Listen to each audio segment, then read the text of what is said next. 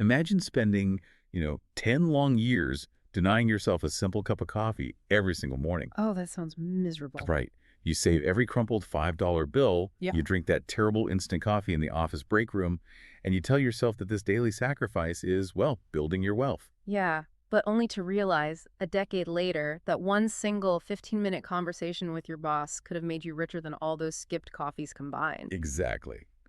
I mean, it is wild. Welcome to the deep dive. Today, we are decoding a financial philosophy that wants you to stop budgeting, start spending extravagantly on the things you actually love, and just completely automate everything else. It really is a radical departure from the traditional advice we are all so used to hearing. Yeah, totally. Because for decades, the financial industry has operated on this model of guilt and deprivation. Hmm. The standard message has always been, track every single penny, stop buying things that bring you joy, and maybe, if you are lucky and miserable for 40 years, you can retire. Which is exactly like a terrible restrictive diet. You know the kind of diet I am talking about? Oh, absolutely. The one where you have to log every single calorie into a phone app, and if you eat a piece of bread, you feel like a moral failure. Right, because that kind of system just completely ignores human nature. Yeah. You might stick to it for a week, maybe a month, if you have incredible discipline, but eventually you are going to break. You go to a birthday party, you have a stressful day at work, and suddenly, boom, you eat half a cake. And then, of course, you abandon the diet entirely because you feel like you have already failed. Exactly. What's fascinating here is that the exact same cycle happens with money. People try to manually track every purchase in a spreadsheet. Which is exhausting. It is. And they feel guilty every time they buy a pair of shoes or go out to dinner. And because the psychological friction is so high, well, they just give up. They stop looking at their bank accounts altogether. And that is the cycle we are breaking today. Our source material is the wildly popular book, I Will Teach You to Be Rich by Ramit Sethi. Yeah, originally published in 2009 and updated in 2019. Right. And Sethi, he's an entrepreneur who built this massive financial platform. Yeah. And he targets people, mostly in their 20s and 30s, with a very specific mission. He wants you to stop agonizing over micro decisions.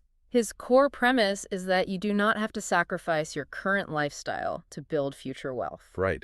Which sounds too good to be true. I know, but he recognizes that you want to travel, you want to eat at nice restaurants, and you want to enjoy your youth. Yeah. And his system is designed to take about 6 weeks to set up. But the ultimate goal is not to make you a financial expert who stares at stock charts all day. Thank goodness. Right. The goal is to make your money work silently in the background so you can focus on actually living your life. Okay, let's unpack this. Why do we always fail at traditional budgeting? Because, on paper, a budget makes logical sense. It really does. You look at your income, you look at your expenses, and you just make sure the second number is smaller than the first. It seems so simple. Yeah, basic math. So why is it that every January 1st, millions of people create a budget, and by February 1st, it is completely abandoned? Well, it comes down to a fundamental misunderstanding of cognitive science. Traditional budgeting fails because it relies entirely on human willpower. And willpower is not a personality trait. It is a biological resource. Wait, really? Like a physical thing? Exactly. Psychological studies on decision fatigue show that your brain actually consumes energy when making choices. By the end of the day, your willpower is just depleted. So it is literally like a battery on your phone. Yes, perfect analogy. You wake up with a full charge. You make decisions about what to wear, how to navigate traffic, how to handle a difficult client at work, what to eat for lunch. By the time 6:00 p.m. rolls around, your decision battery is basically at 1%. Precisely. And when your battery is empty, your brain defaults to the easiest, most comforting option available. So if you also have to use that depleted willpower to decide whether you are allowed to spend $10 on a takeout dinner, your tired brain will choose the comfort of the takeout every single time. Wow, that makes a lot of sense. So relying on willpower to build wealth is just a guaranteed strategy for failure. Yeah, it really is. But if we do not use willpower, what is the alternative? I'm assuming this connects to the concept of removing the decision entirely.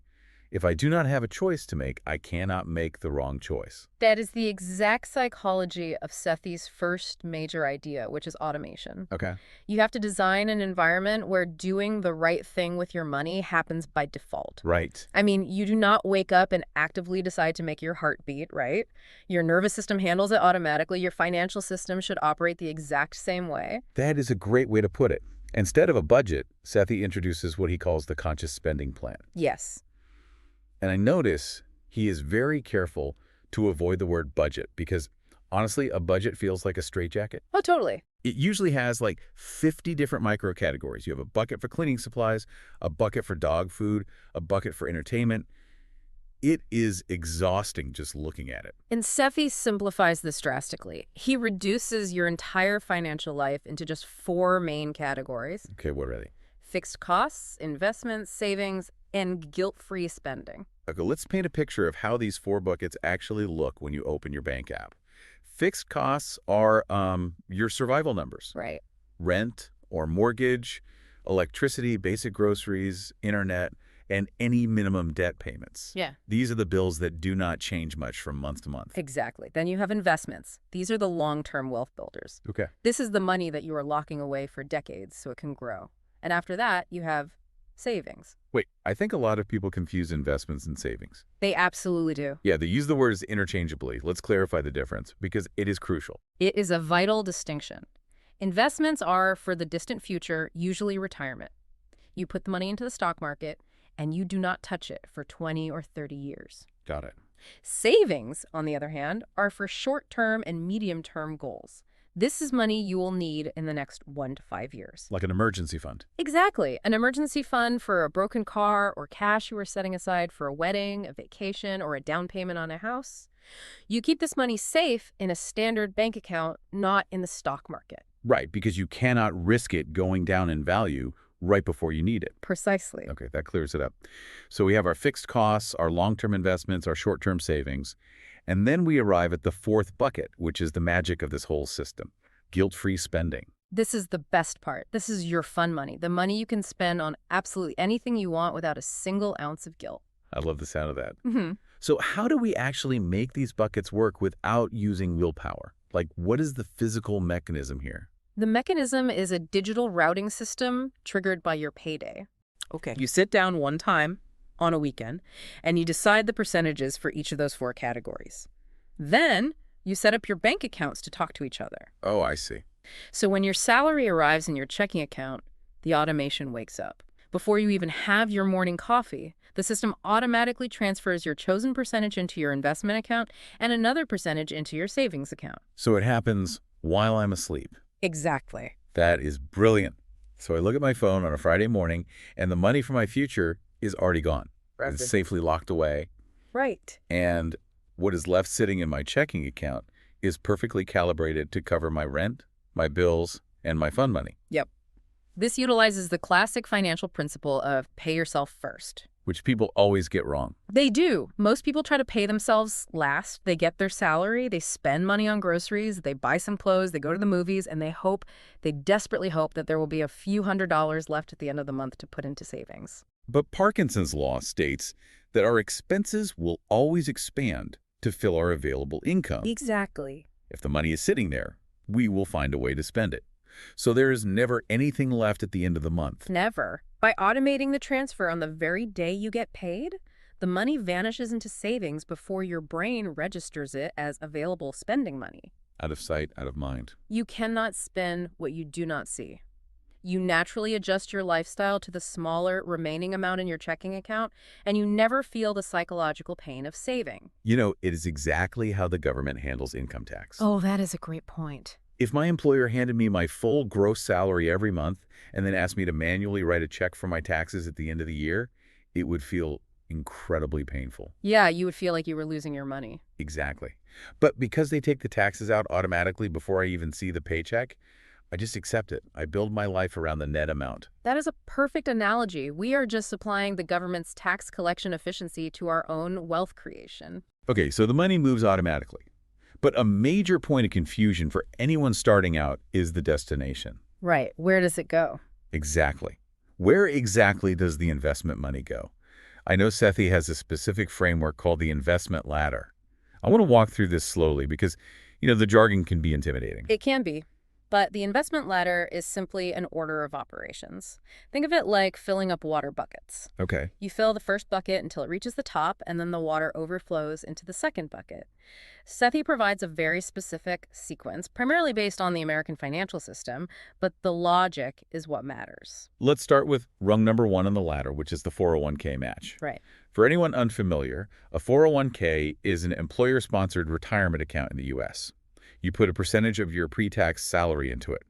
But the magic here is the match. Let me see if I can explain this clearly. Go for it.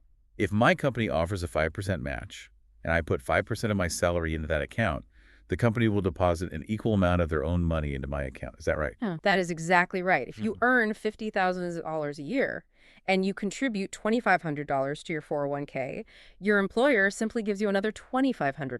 So it is a 100% immediate return on my investment. Exactly. I mean, if I buy a stock, I might get a 7% or 8% return in a year if I'm lucky. But the employer match is a guaranteed 100% profit the second the money hits the account. Which is why Sethi insists this is the absolute first step. It is literal free money. Yeah. If you do not contribute enough to get the full match, you are effectively taking a voluntary pay cut. You are leaving part of your compensation package on the table. Well, yeah. So rung 1 is contribute to your 401k exactly up to the maximum percentage your employer will match. Do not put in a single penny more at this stage. Okay, my first bucket is full. Where does the overflow go? What is rung number 2 on the ladder? Rung 2 is a Roth IRA. This is an individual retirement account. Now, the mechanics of why a Roth IRA is so powerful require us to look at taxes. With a traditional retirement account, you get a tax break today, but you have to pay taxes on the money when you withdraw it decades from now. So if my money grows from $10,000 to $100,000, I have to pay taxes on the whole $100,000 when I am an old person. Correct. But a Roth IRA flips that equation. You put money into a Roth IRA that you have already paid taxes on. So there's no tax break today. However, the money grows completely tax-free, and when you withdraw it in retirement, you pay zero taxes on the growth. Oh, that is massive. So if I put $10,000 in, and over 30 years it grows to $150,000, I get to keep every single cent of that $140,000 profit. The government cannot touch it. Exactly. Using an agricultural metaphor, a traditional account taxes the harvest. A Roth IRA taxes the seed. That is a great way to think about it. Yeah, and it is always mathematically better to pay taxes on the tiny seed than on the massive harvest. Because of this incredible benefit, the government limits how much you can put into a Roth IRA each year. So your goal on rung 2 is to try and maximize that allowed amount. All right, so I got my free employer money. I maxed out my tax-free Roth growth. If I am fortunate enough to still have money left to invest, what is rung number 3? Rung 3 is returning to that original 401k from your employer and continuing to add money until you hit the legal maximum limit for the year. Okay. The tax benefits are still excellent even without the match. And finally, if you fill that bucket, rung 4 is opening a regular taxable brokerage account. There are no special tax benefits here, but there are no limits either. You can invest as much as you want. Now, I know we have an international audience. A listener in Germany or Australia might be feeling a bit left out with all this talk of 401ks and IRAs. Yeah. How does this ladder translate globally? Well, the specific acronyms change, but the strategic logic remains identical everywhere in the world. Oh, really? Yeah. Run 1 is always capture any free money available. In Australia, this might relate to voluntary superannuation contributions that trigger government co-contributions. Wow. Rung 2 is always utilize the accounts that offer the best tax protection.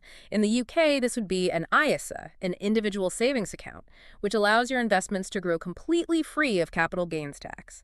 The names change, but prioritizing free money and tax efficiency is universal. Here's where it gets really interesting.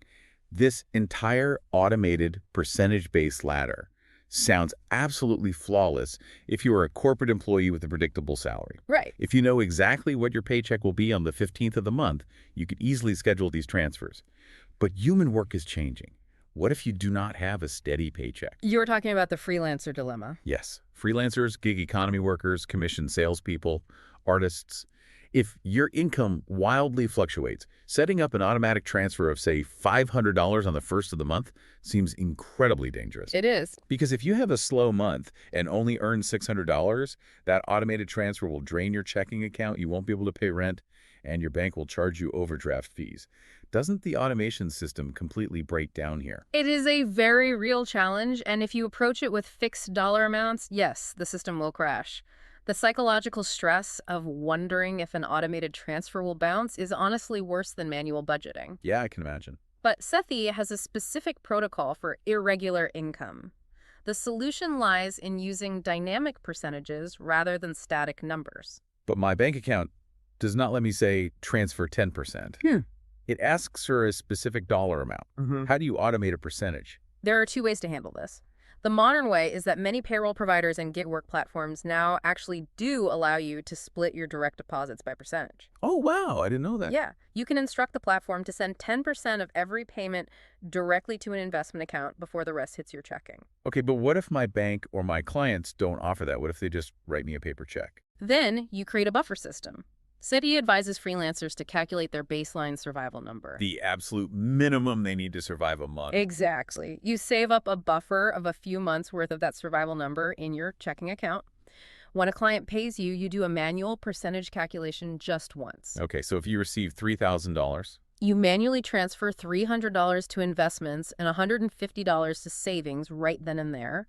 The automation is slightly more manual, but the rule remains inflexible. You never negotiate with yourself about the percentage.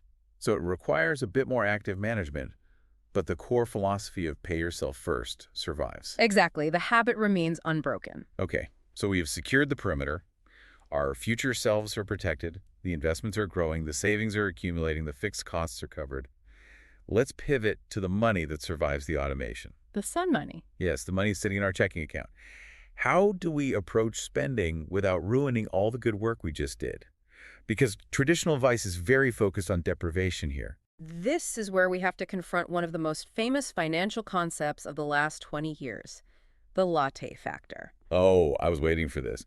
David Bach popularized this idea in his books. The premise is incredibly sticky. It really is. He says that if you buy a $5 fancy coffee every morning, you are destroying your financial future.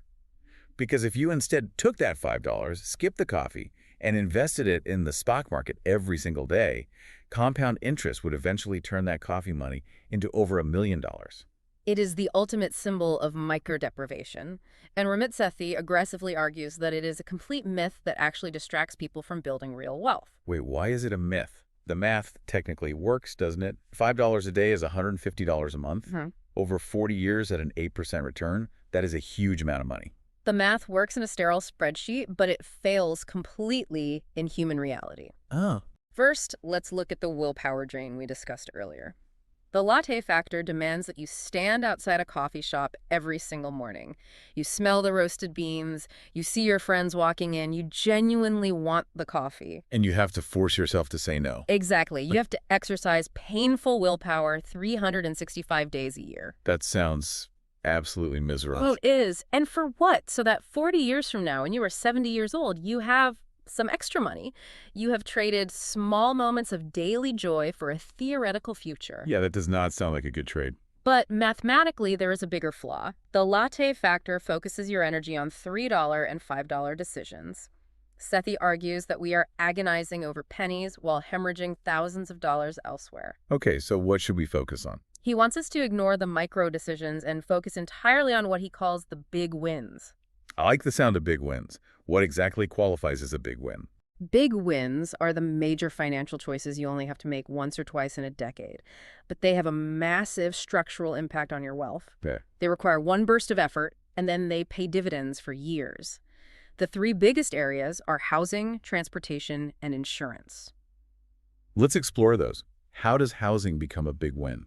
Well, people will spend weeks feeling guilty about buying a latte, but they will sign a lease for an apartment that is $400 above their budget without thinking twice, just because it has granite countertops. Oh, wow, that is so true. They don't realize that over a year, that is nearly $5,000. If you spend time negotiating your rent or choosing a slightly smaller apartment or getting a roommate for a few years, you save so much money on that single decision that you could literally buy 2 lattes a day and still be wealthier. That framing completely changes things. What about cars? Cars are wealth destroyers for young people. Because of the loans. Yes. Buying a brand new car and taking on a massive auto loan with high interest will cripple your ability to invest. The big win here is doing your research once, buying a reliable 5-year-old used car, and driving it into the ground for a decade. That makes sense. The thousands of dollars you save on car payments, depreciation, and higher insurance premiums dwarfs the cost of daily coffee. This is so liberating. If you get the big structural numbers right, the small daily expenses just do not matter that much. They become a rounding error. And speaking of big wins, there is one category that Sethi believes is the most powerful yet most underutilized financial tool in existence: What is it? negotiating your salary. Oh, asking for a raise. I feel like most people would rather go to the dentist than ask their boss for more money. Oh, absolutely. It feels confrontational, it feels awkward, and there's a deep fear of rejection. That fear is natural, but it is incredibly expensive. Let's look at the mathematics of a single successful salary negotiation. Okay, let's do it. Imagine you spend a few weeks preparing. You document your achievements, you research market rates, you practice your pitch. You walk into your boss's office, you have a somewhat uncomfortable 15-minute conversation, and you successfully negotiate a $5,000 increase in your annual salary.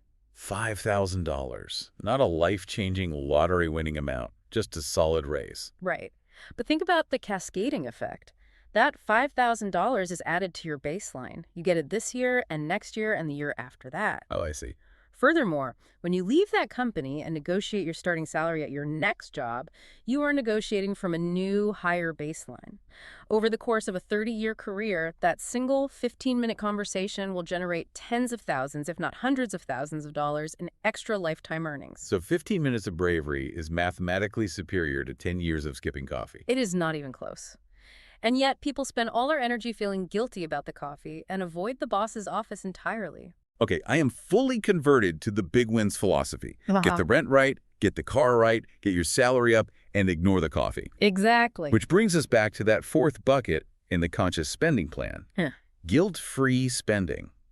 Sethi allocates a surprisingly huge percentage to this, right? He does, and this is where financial traditionalists usually panic. I bet. Sethi recommends that after your fixed costs, which are 50 to 60%, your investments at 10%, and your savings at 5 to 10%, you should allocate a massive 20% to 35% of your take-home pay strictly for guilt-free spending. 35% just for fun. Yes. If I make $4,000 a month after taxes, that is potentially over $1,000 every single month that I am supposed to just blow on whatever I want. Exactly. But it is not reckless spending, it is conscious spending. What is the difference? The psychology here is critical. A system without a pressure release valve will eventually explode. If you do not build joy into your financial life, you will begin to resent the system and you will sabotage it. That makes sense. You need to identify what brings you genuine, deep joy, and then give yourself permission to spend extravagantly on it. I want to challenge this a bit. Sure. What if what brings me joy is something really expensive or something society views as frivolous? What if my absolute passion is collecting vintage sneakers or eating at Michelin-star restaurants? Can I really spend $1,000 a month on shoes and call it financial planning? Sethi's answer is a definitive yes, but with one massive condition. Okay, what is the condition? You can spend extravagantly on the things you love as long as you ruthlessly cut costs on the things you do not care about. It is an exercise in ruthless prioritization. So what does this all mean for you, the listener? I want you to mentally audit your own spending for a second. Think about something you spend money on just out of habit, or because your friends do it, or because you think you are supposed to. Yeah, that is a great exercise. And if you spend $400 a month on a fancy car lease because you want to look successful, but you actually hate driving and you work from home. That is unconscious spending. Right. Now think about what you actually love. Maybe you are deeply passionate about live music. Going to concerts is your favorite thing in the entire world. The conscious spending approach says, return the fancy car. Yes. Buy a cheap, reliable used car, take all that saved money, and buy front row VIP tickets to every concert you want to see. And do it without a single drop of guilt. Because you have engineered the system. Your future is funded by the automation.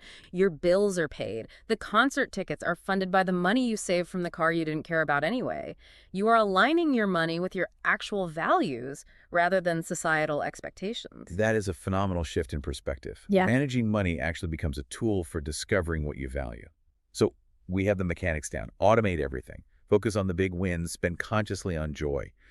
It sounds so logical. It is very logical. Why then is personal finance still such a massive source of anxiety? If the solution is this straightforward, why do so many smart, capable people put off fixing their finances for years? This raises an important question. They fall victim to a very quiet, very dangerous villain: perfectionism. That is counterintuitive. Yeah. We are usually taught that perfectionism is a positive trait. You want your surgeon to be a perfectionist. You want the engineer building your bridge to be a perfectionist. Why is it a villain in finance? Because in investing, wanting to do it perfectly is the fastest way to stay poor.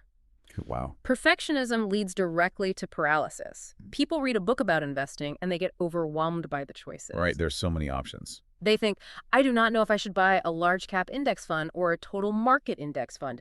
I do not know if my savings rate should be 8% or 10%. I need to read 3 more books and watch 10 more hours of YouTube before I make a move. So they do absolutely nothing. They leave their money sitting in a checking account, earning zero interest, waiting for the perfect moment to start. And that waiting is catastrophic because of the single most powerful force in wealth creation: compound interest. Compound interest. There is a famous quote, often attributed to Albert Einstein, calling it the 8th wonder of the world. He who understands it earns it. He who doesn't pays it. It is a great quote. But we need to explain why time is so fiercely critical here, because people hear compound interest and their eyes glaze over. Let's make this concrete. Okay, let's look at the stark mathematical reality. Let us imagine 2 friends, person A and person B. Okay, person A is 25 years old. Yes. Person A is 25. They decide to invest $100 every single month. They do this for exactly 10 years. By the time they're 35, they've put in $12,000 of their own money. Got it. Then person A completely stops investing. They never put another dime into the account for the rest of their life. They just let the money sit there. They did their 10 years of work and walked away. Now, what about person B? Person B is 35 years old. They decide it's finally time to start. They also invest $100 every single month. But because they started late, they keep investing that $100 every month for 30 straight years until they are 65. By the end, person B has put in $36,000 of their own money, 3 times as much as person A. So person B must be way wealthier, right? They invested 3 times as much money over 3 times as long. Here is the mind-blowing part. Assuming both accounts grow at an average rate of 8% a year, when they both reach age 65, person A, the one who stopped investing at age 35, will have significantly more money than person B. Wait, really? Let me make sure I'm grasping this. Person A invested $12,000 early on. Person B invested $36,000 later on. But person A wins. Person A wins by tens of thousands of dollars. How is that possible? Because person A's money had 30 extra years to compound. The profit they made in their 20s made its own profit in their 30s, which made its own profit in their 40s. It is a snowball rolling down a very long hill. The length of the hill matters more than the size of the snowball you start with. Exactly. Every single year you delay investing because you are researching or trying to be perfect, you are permanently destroying the back-end compounding of your money. That is terrifying. The math does not care about your intentions. It does not pause while you look for the perfect mutual fund.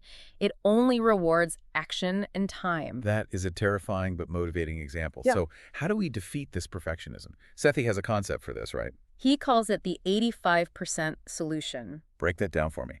The 85% solution is the acceptance that getting your finances 85% correct today is infinitely better than getting them 100% perfect 3 years from now. Okay. An imperfect, slightly messy financial system that is actually running and putting money into the market today will mathematically destroy a perfect system that exists only in your imagination. This reminds me so much of the philosophy behind language learning. I see this all the time. Someone wants to learn English, and they refuse to speak to a native speaker until they have memorized every grammar rule and have a flawless vocabulary. Yes. So they sit in their room studying textbooks in silence for 5 years. And they never actually communicate. Right. But then you have someone else who learns how to say hello, how much, and where is the bathroom, and they just start talking.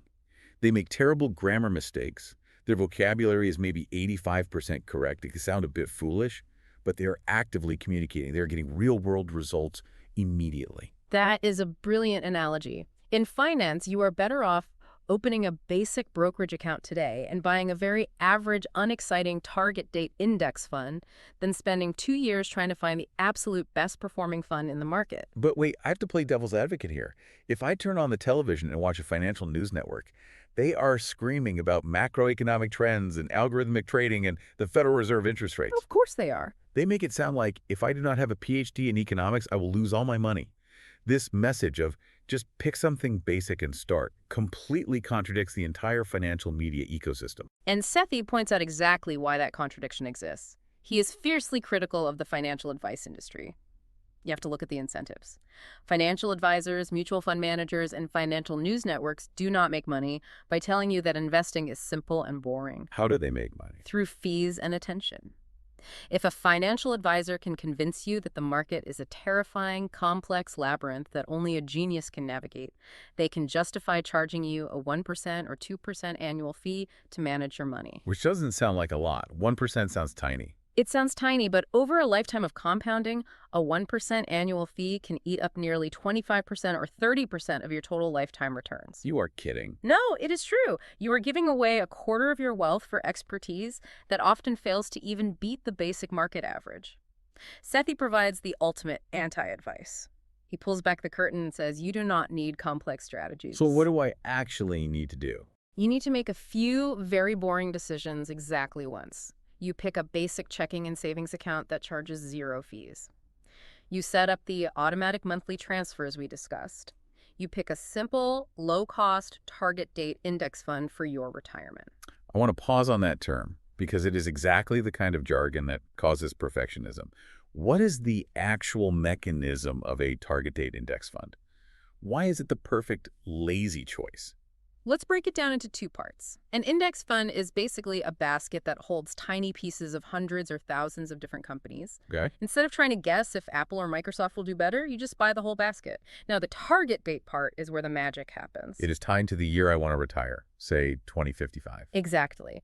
When you are young in your 20s or 30s, the fund algorithm automatically puts most of your money into stocks, which have higher growth potential, but more risk. Right, because you have time to recover if it drops. Because you have 30 years, you can survive market crashes. But as you get closer to your target retirement year, as 2055 approaches, the algorithm automatically slowly shifts your money out of risky stocks and into safer bonds to protect your wealth just before you need it. So I literally never have to rebalance my portfolio. I do not have to watch the news. I just buy the fund labeled 2055 and go live my life. Precisely. You make the decision once, and then you do the hardest thing in investing, which is you do absolutely nothing. You do not touch it for decades. Excessive tinkering, like trying to guess when the market will drop, jumping in and out of individual stocks, that is the #1 cause of lost wealth for average investors. I have a pushback here. Does this 85% rule, this move fast and be imperfect philosophy, apply to every single financial decision in my life? Because if I am about to buy a house or start a business, moving fast and being sloppy sounds incredibly dangerous. That is a crucial distinction, and Sethi draws a very clear boundary. The 85% solution is strictly for basic, everyday wealth accumulation. Setting up your savings, automating your index fund contributions, negotiating your credit card fees.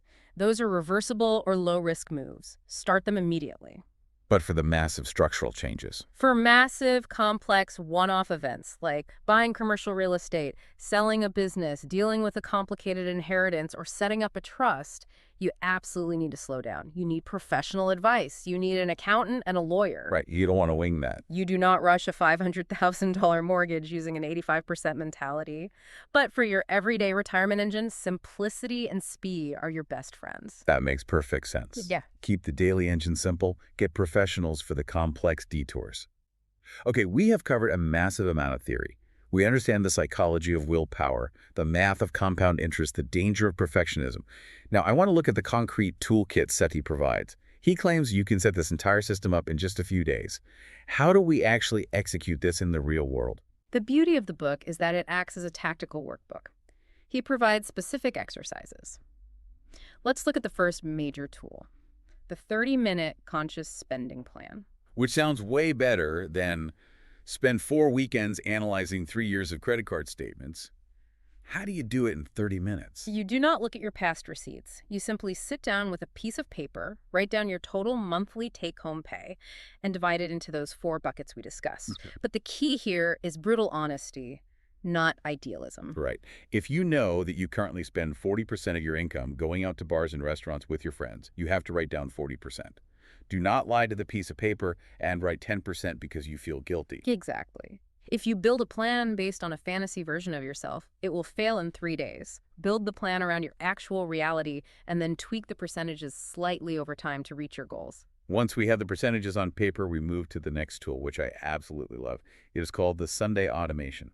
This is the physical execution of the system. I picture this as a very specific weekend ritual. You make a strong cup of coffee, you sit at your kitchen table with your laptop on a Sunday afternoon, and you gather all your account passwords. What is the psychological hurdle here? The hurdle is the friction of dealing with bank security, finding routing numbers, and waiting for microdeposits to verify accounts. It is annoying. Very annoying. But Sethi frames it as a sprint.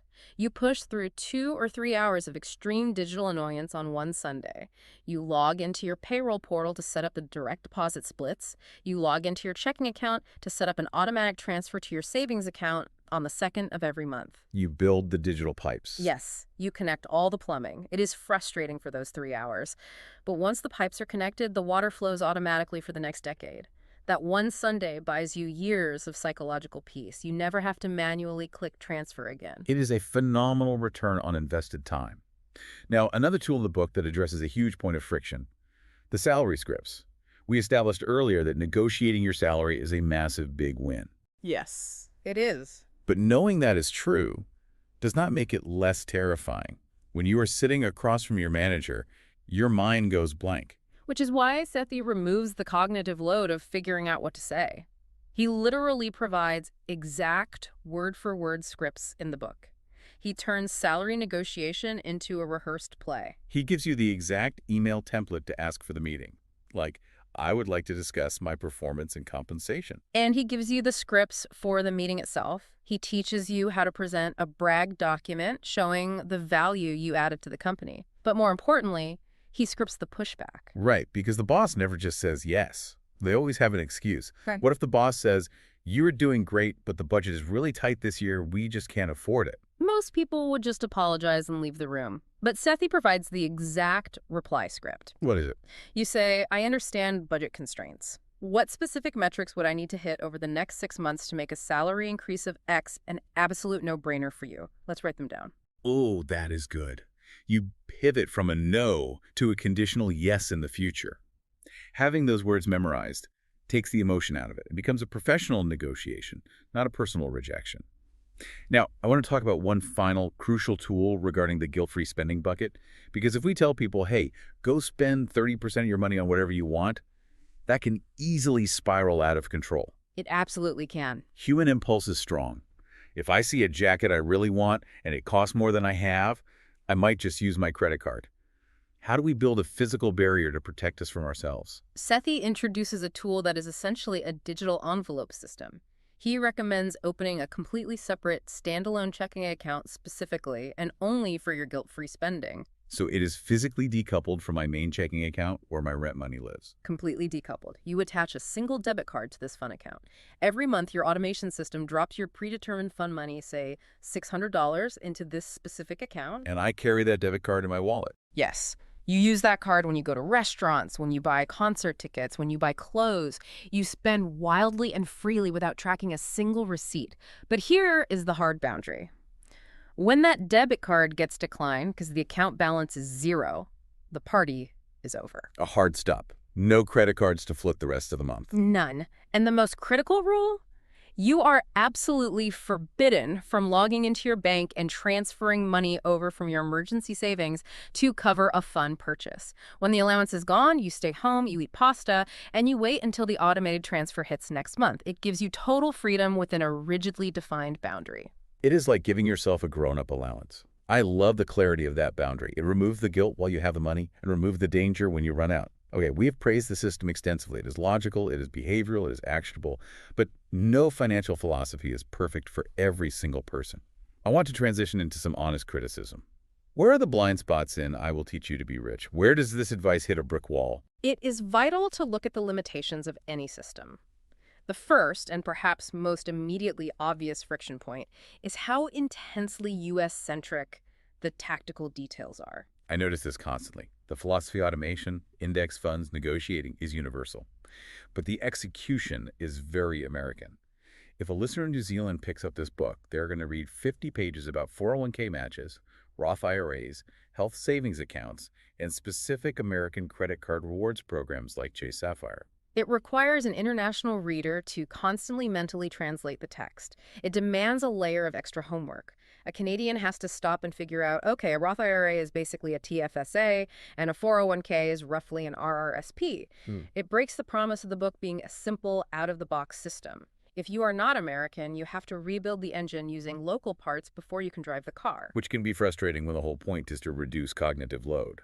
But there's a much deeper, more structural criticism I want to explore. And this is a massive gap in the book. It is what I call the starting line assumption. Expand on that. What do you mean by the starting line? The entire premise of automating your wealth assumes that you have wealth to automate. Right. It assumes you are starting at zero, or maybe with a slight positive cash flow.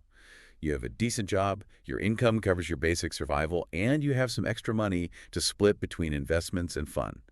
But what if you are not at zero? What if you are starting at negative 50,000? You are talking about people trapped in high-interest debt. Exactly. If someone has crushing credit card debt at 24% interest or massive medical debt, and their fixed costs for survival and minimum debt payments are consuming 95% of their income, Sethi's system completely breaks down. You cannot say to that person, just automate 10% into an index fund and spend 20% on guilt-free fun. The math is physically impossible. That is a very profound and accurate critique. The math does not just fail, it becomes actively harmful. If you invest money in the stock market expecting an 8% return, while simultaneously carrying credit card debt that charges you 24% interest, you are mathematically losing 16% every year. It is like trying to fill a bucket with a massive hole in the bottom. So the book really offers nothing for someone in a financial crisis. It is a wealth-building manual, not a crisis management manual. If you are drowning in a sinking ship, Sethi's system is like someone offering you advice on how to decorate the upper deck. It is useless until you patch the hole. For individuals in deep, high-interest debt, the only mathematically sound advice is to pause all investments except an employer match, pause all guilt-free spending, and declare absolute ruthless war on that debt until it is gone. Only then can the automation system safely begin. I think it is really important for listeners to hear that. If you are in the debt hole, do not feel bad that this system seems impossible. It is impossible right now. Patch the hole first. Now, another related limitation is income stability. We discussed the freelancer percentage rule earlier, but let's be real. If you are a seasonal worker, a construction worker who relies on weather, or a very early stage entrepreneur who sometimes goes 3 months without a single dollar of income, automation is terrifying. It can actually be destructive. If your income is highly volatile and you automate transfers into illiquid investment accounts, you might suddenly find yourself unable to pay rent during a dry spell. You would then be forced to sell your investments at a loss or take on credit card debt just to survive. So the beauty of the pay-yourself-first machine is heavily reliant on the predictability of the modern corporate paycheck. It is. The system is designed for the salaried employee. It can be adapted for the gig economy, but it requires much larger cash buffers and a lot more manual oversight, which somewhat defeats the purpose of the book's title. And finally, we have to talk about the tone. Sethi has a very distinct, very loud voice. He is polarizing by design. He is young, highly confident, dripping with sarcasm, and often quite aggressive. He frequently insults his readers, albeit in a sort of tough love way. He essentially says, stop whining, stop making excuses. Your financial advisor is lying to you. Just follow my system and stop being an idiot. Now, if you are a 25-year-old who needs a serious wake-up call to stop overspending at bars, that tone is incredibly effective. It feels like your smartest, most blunt friend giving you a shake. But tone is a filter. If you are a 50-year-old listener who has worked hard their whole life but maybe made a few financial missteps, and you are looking for respectful, calm guidance, Reading a blogger telling you to stop crying about lattes is going to feel deeply alienating. It lacks empathy for people whose financial struggles are systemic rather than behavioral. Precisely. His tone assumes that all financial failure is a result of laziness or ignorance. It ignores systemic issues, medical emergencies, or family obligations that can derail a person's finances regardless of their willpower. You have to take the tactical genius of a system and separate it from the arrogance of his delivery. That is a very fair assessment. Separate the math from the attitude. So what does this all mean as we synthesize everything we have covered today? We have dismantled traditional budgeting, we have built automated pipelines, we have stopped worrying about coffee, and we have confronted perfectionism. The ultimate takeaway from I Will Teach You to Be Rich is a profound shift in how we view money's role in our lives. Money should not be a source of daily anxiety. It should not be a ledger of guilt. Money is simply a tool. You use your mental energy once to build an automated machine. You let the machine handle the boring responsibilities, and then you use the money that is left to aggressively fund the things that bring you absolute joy. And the most important step is simply starting. A messy, 85% correct start today. Set up one transfer. Even if it's just $20 a month into a savings account, getting in the game today beats a perfect spreadsheet tomorrow. If we connect it with the bigger picture, this raises an incredibly important question about the nature of wealth itself. There is a strong thematic link here to another brilliant book we will explore in the future, Oliver Burkeman's 4,000 Weeks. That book is a gut punch. It is about time management, based on the terrifying fact that the average human lifespan is roughly 4,000 weeks. Exactly. When you view your life through the lens of 4,000 weeks, you realize what Sethi's system is actually doing. If the entire goal of automation is so you do not have to think about money, it reveals a deeper truth. The ultimate asset we're trying to accumulate here is not the digital numbers sitting in an index fund. The real asset is the time and the mental bandwidth that the automation buys back for you. That gave me chills. You are not building the machine just to be rich. You're building the machine so you can stop being a servant to your money. When you no longer spend 2 hours every Sunday agonizing over a budget spreadsheet, you get those 2 hours back to spend with your kids or to read a book or to just go for a walk. The real question isn't how fast your portfolio is compounding. The real question is, what are you going to do with the extra time and mental energy you just reclaimed from financial anxiety? That is a beautiful, profound place to land. You are buying your life back. And that brings us to our final challenge for you, the listener. We covered a lot of theory today, but we want you to take physical action. This is not a rhetorical question to ponder in your car. Think about your own financial setup right now. What is the one financial action you can automate this weekend so you never have to think about it again? It does not have to be a massive investment portfolio. It could be logging into your credit card portal and setting it to automatically pay the full statement balance every month so you never pay a late fee again. It could be setting up a direct deposit split to send $50 out of your paycheck straight into a vacation fund. Find that one friction point. Build the pipe this Sunday, and then go enjoy your life. This has been a truly phenomenal discussion. And we have so many fascinating deep dives on the horizon. We're going to be exploring the hidden psychology behind why we hoard money. We're going to look at actual data on how real-world millionaires live. Spoiler, it is very boring and involves a lot of used cars. And we're even going to dive into the provocative philosophy of trying to spend every single cent you have before you die. The intersection of money and human behavior is endlessly fascinating. There is always another psychological layer to uncover. Thank you so much for joining us for this deep dive. Go set up that single automation. Go buy the coffee if it brings you joy, and we will catch you on the next one.